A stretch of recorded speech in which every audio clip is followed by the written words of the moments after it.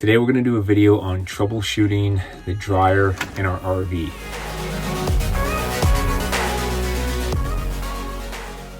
Other things you can check for, things I was checking for that could also be the problem. Hey everybody, welcome back to Why Wait. Today we're going to do a video on troubleshooting the dryer in our RV. We have the Splendide dryer, we have the stackable washer and dryer unit, so we don't have the combo unit. Now, this is in our closet, and the hardest part about sometimes working on these dryers and washers is getting to them, access to them. With mine, we're going to have to remove the whole closet door. After that, we're going to have to actually remove all the trim around the closet too, just to get the dryer out so we can look at the back of it and start troubleshooting and see what our problem is. Now, the problem that I'm having is we were using the dryer and it just stopped working. It's not running, it's not spinning. So we're gonna start troubleshooting it and see if we can figure it out. So last time when I had an issue with it, we were not getting any heat to the dryer. It would spin, it would come on, but nothing was drying, it wasn't blowing heat. Did some research, found out there's basically 2 thermostats on the back of the dryer. Had to get out my multimeter, see if we had a current going to it. Turns out it wasn't too hard to fix. I was able to fix that. Found where to order the part. It was an easy replacement and been up and running since. Now, I've been pretty happy with this dryer. It's almost going on 5 years now. 5 years full-time RVing with this dryer. That's the only issue we've had with it. This is the second time that we've had an issue, so we use it a lot too, man. We really do. For anybody who has these dryers, they know it doesn't put out the high heat that a home residential dryer does. So sometimes you even have to run it even longer. Sometimes we have to dry things twice. So it just gets a lot of use. We're gonna go ahead, pull this door off, get the dryer out of there, and start troubleshooting and go from there.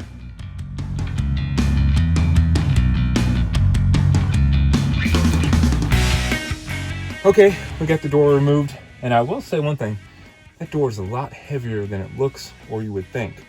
You think it would just be a real lightweight, cheap door. I don't know if it's a little bit more made to be soundproof, but that door's actually got some weight that's unexpected. Now we got to remove the striker plate, and then we'll carefully pop this trim off.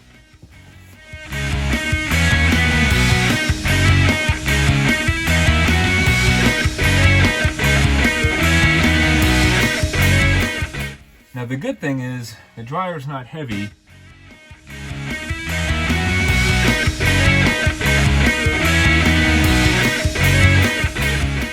Okay, as you can see, I had just enough room to kind of pull it up, pull it out, balance it on the bed. I was able to reach back here and unplug it, and I still have the dryer hose connected. Now, obviously, the first thing I checked was to make sure no circuits were tripped, fuses were blown in our panels, anything like that. Next, I wanted to come in here and unplug this and check and just make sure nothing wrong with the socket. I, plug something else in, plug this light in, it's working fine. So we know that the power is not the issue. Start with that. Always rule that out. We know we have power. We know the outlet's working. There's no circuits. So now we're going to start checking the back of the dryer here. First things first, just so we have some room to work, go ahead and disconnect your dryer hose, your lint hose here. Go ahead, look in there, check it out, make sure it's clean. I used to be a firefighter a long time ago. One of the most recent calls we would go out to were dryer fires from built up lint and things like that. And we actually have a whole video on another product. It's actually just a short. I'll put a link to that video if you want to check it out. It's a attachment that hooks to your vacuum with a longer hose that can get down inside your dryer vent and really suck out the lint, which can be dangerous if it backs up. And when we take this whole back off, you're going to see, we'll see how good I've been doing, because last time I took this back off, there was lint just all over the place back in here. So we will take this off and we'll see how we've been keeping up with that, if it's been doing a good job. The hose looks good, so I'm happy with that. There's not a lot of buildup in the hose. But let's go ahead and take the back off this now. When you're trying to get into the back of these dryers, there's certain screws you need to remove, certain ones you really don't have to. Some of it's kind of just common sense to see what you need to remove to what you need to get to. Again, this is a Splendide washer machine, model number TVM63X. Okay, that's what we're working on here today. So if that's the exact same model you got, they're pretty popular with RVs. Maybe not. This isn't the newest model, obviously. Hopefully things are pretty similar. I do have my book here to kind of troubleshoot things. I also have some stuff downloaded online. Try to do your research, because that's how we're going to kind of find out, troubleshoot the problems, and see what could be the possible issue that we're having today. But we're going to go ahead and start removing some of these screws, open it up, and we're going to go from there.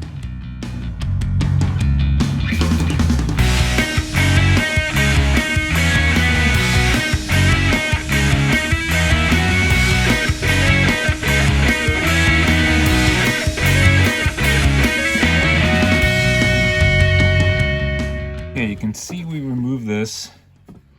You can see your heating element right here. It's pretty clean. There's not too much going on with it. We'll go ahead and clean that out.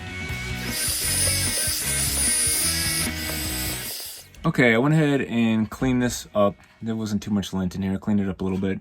This is your heating element right here. And as you can see, there's going to be two thermostats right up in here. Now, I don't think this is the issue because we had heat this time. Last time I did replace one of these.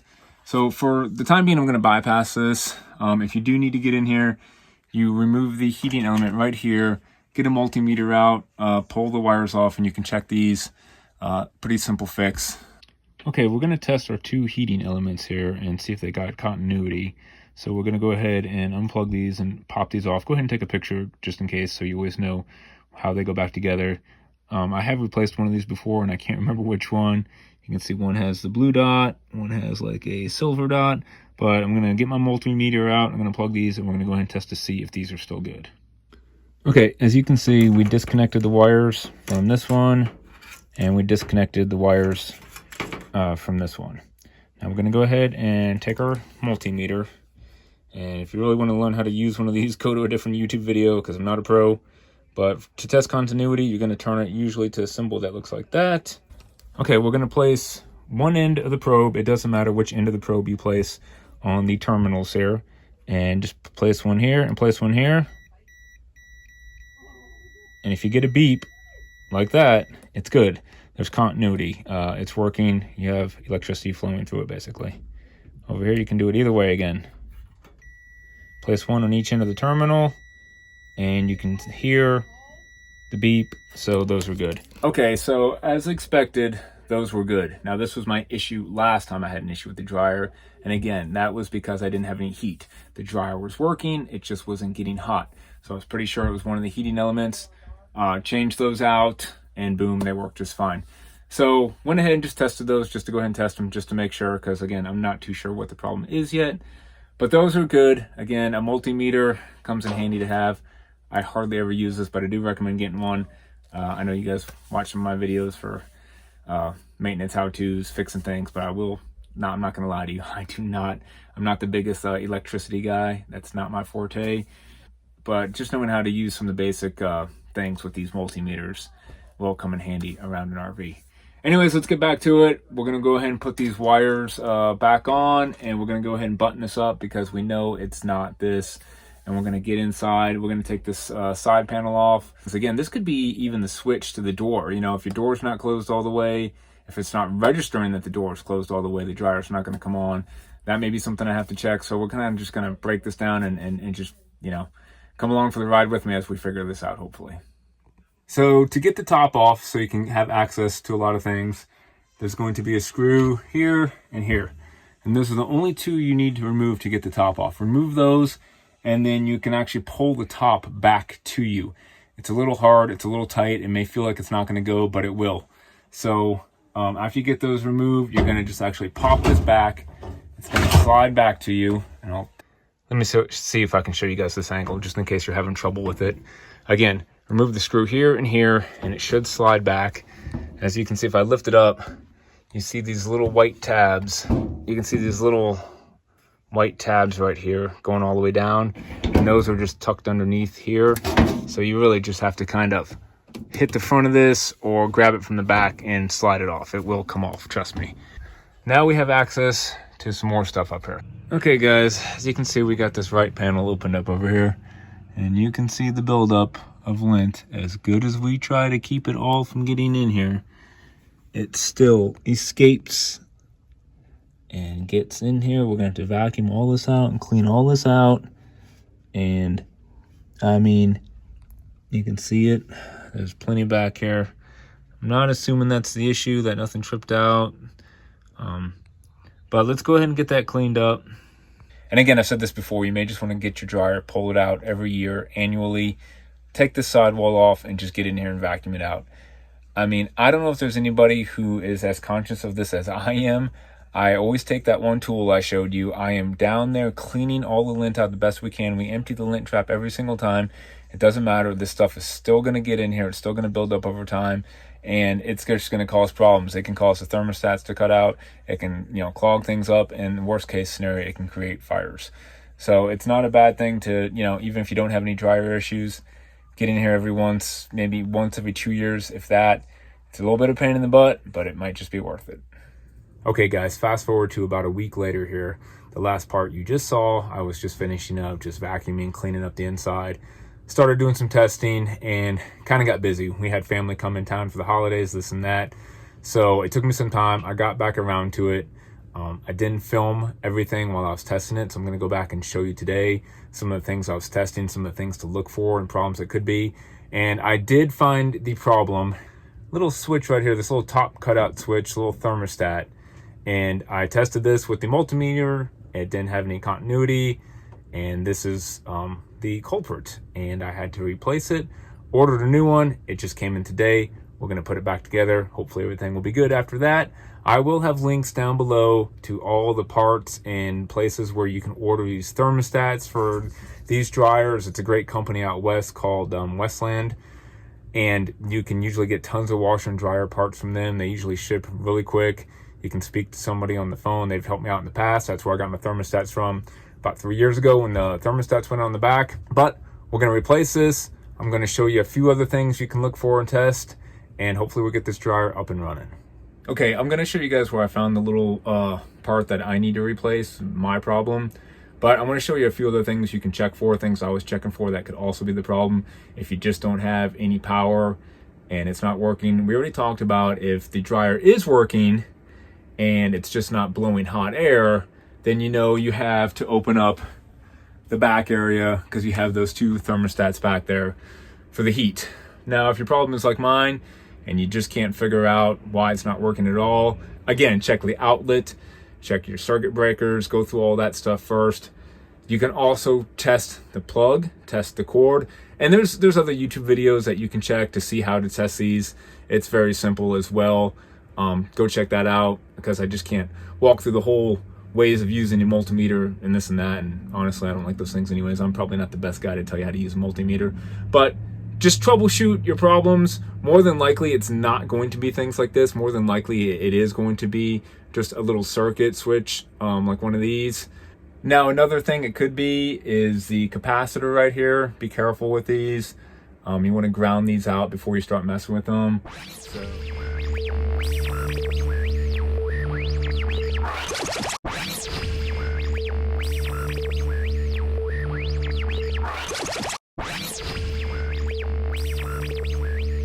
There's going to be some other thermostats. And let me go ahead and switch this camera around so I can show you some of these other things to check and look for. Another common problem could be the actual door switch in here. These things were meant not to work if it's not reading that the door is closed and secured properly. So as this piece goes into here, you can see right back here, this whole, I took this whole piece out right here. It's pretty easy to get out.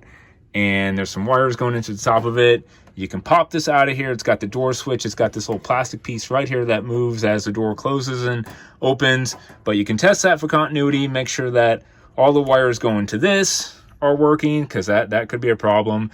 You may be closing the door, and if this door switch is bad, it's not registering that the door is closed, so it's not going to fire up. That could be one issue right there. So that's something I went and checked. You have two more thermostat circuits back here. You just unplug these wires for them. Again, take a picture before you unplug them so you know where they go. And you can test both of those for continuity. Make sure that's not the problem. But what you really want to do is sometimes just follow your wires to see where they're going to see what you need to test. And to help you with that, on top of the dryer, when you take the lid off, you have a diagram here showing you. And most of the things you're going to have to test are these little circuits right here. These little thermostats, you can see them. And this right here was the problem for me. The top cutout switch right here. And you can see it tells you what color wire usually going to them as well, black. This one was a little tough to find. I followed some wires and I have 2 black wires right here. This is at the top of the dryer. These 2 black wires, they go through here, and it was actually up inside the top of my drum down in here. I'm gonna try to get the camera in here and show you where this was mounted. Okay, I'm gonna show you where this was mounted inside my dryer. We're gonna look at the top, from the top looking down into it, see if I can get the camera in there to kind of show you how to find this. Okay, so I'm on the top of the dryer looking down, right in the middle, right here. This is not easy to film, nor is it easy to find. Hey, you see this little black clip right here that I'm pointing to? And again, this is from the top, looking down in between the drum and the front of the dryer. There's a little black clip right there. There's gonna be these 2 black wires right here, going to it, right over there. And you're gonna have to pop that out of there, pop those off. And that's where you're going to find, this little gizmo right here. Here's the other mounting clip right here. And it's going to mount right up in there. Again, try to take pictures as you pull it off. But we're gonna unscrew this. We're gonna put the new one on. We're gonna put the clips back in, put this back in there, and we should be good to go. Okay, I'm gonna film this the best I can, but you can see I got the wires back in it, and I clipped it back in here. So our part is in here, all set to go. Now we just gotta put everything back together and test it out. Okay, I have it plugged back in. I'm gonna give it a quick test, and I'm just gonna test it real quick to make sure it works before I put it all back together. I don't wanna run it long at all, with the drum kind of being off balance, sitting on the dryer, and it not put back together and all this open. But before I do put it all back together, I do want to test just to make sure that it comes on and works. So we're going to do that real quick, give it a quick bump, make sure it's got power, comes on, and then just shut it off, and then put it all back together.